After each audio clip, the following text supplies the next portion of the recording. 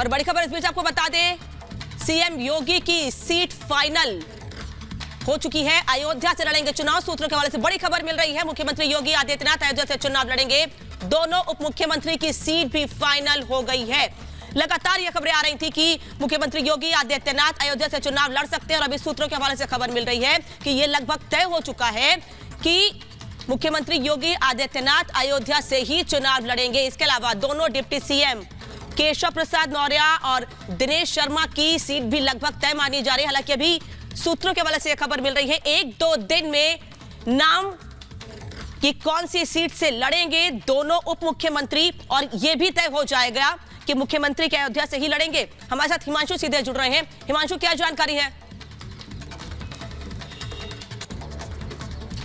देखिए, अभी तक की जानकारी के मुताबिक जैसा कि सीधे केशव प्रसाद मौर्य आए, केंद्रीय चुनाव समिति की बैठक हुई, लगभग 4 घंटे बैठक चली। 4 घंटे के बाद में केशव प्रसाद मौर्य आके सीधे तौर पर कहते हैं कि 172 नामों की लिस्ट जो है वो तैयार हो चुकी है। 172 प्रत्याशी जो है वो फाइनल हो चुके हैं। प्रधानमंत्री और तमाम केंद्रीय चुनाव समिति के जो सदस्य थे उन्होंने मोहर लगा दी है और उन 172 नामों में योगी आदित्यनाथ का भी नाम शामिल है, केशव प्रसाद मौर्य और जो दिनेश शर्मा डिप्टी सीएम है दोनों, उनका भी नाम शामिल है। मतलब कल या परसों में जब भी ये घोषणा की जाएगी तो निश्चित तौर पर योगी आदित्यनाथ और दोनों मुख्यमंत्री जो है उनके नामों की भी घोषणा की जाएगी। और जैसा कि हमें सूत्रों द्वारा जानकारी मिल रही है कि हो सकता है कि योगी आदित्यनाथ जो है वो अयोध्या से चुनाव लड़ें और लखनऊ से जो सीट है कि लखनऊ की, वहां से शर्मा जो है दिनेश शर्मा वो चुनाव लड़ सकते हैं और जो पारंपरिक सीट है एक आपकी केशव प्रसाद मौर्य की, वो वहां से चुनाव लड़ सकते हैं। तो अब देखने वाली बात होगी कि क्या सीटें अलग अलग चेंज की गई हैं या नहीं की गई हैं, ये 1 या 2 दिन में पता चल जाएगा। लेकिन सूत्रों द्वारा जो जानकारी मिल रही है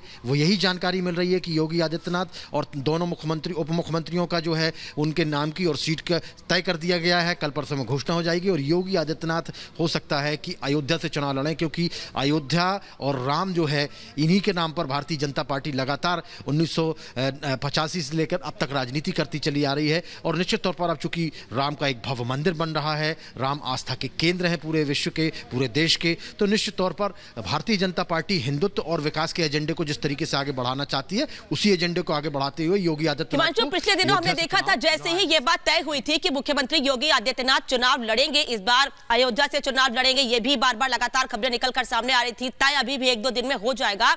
अब क्या ये माना जाए कि 14 जनवरी जिसका इंतजार था उसके आसपास अखिलेश यादव भी ऐलान कर सकते हैं, उनसे जुड़ी कोई खबर भी आ सकती है?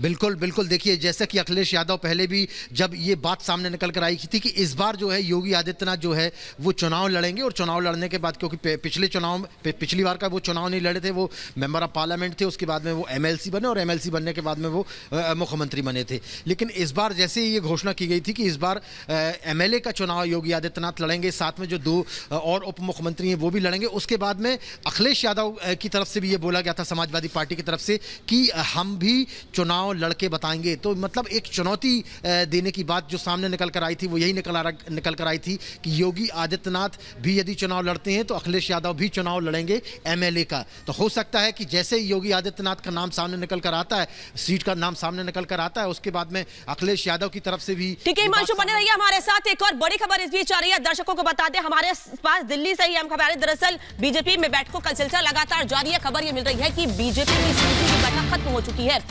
दरअसल ये तय माना जा रहा था कि इस बैठक के बाद पहले 2 से 3 चरणों के नाम निकलकर सामने आ सकते हैं और हो सकता है कि 14 जनवरी के बाद इन नामों का ऐलान कर भी दिया जाए। बीजेपी मुख्यालय में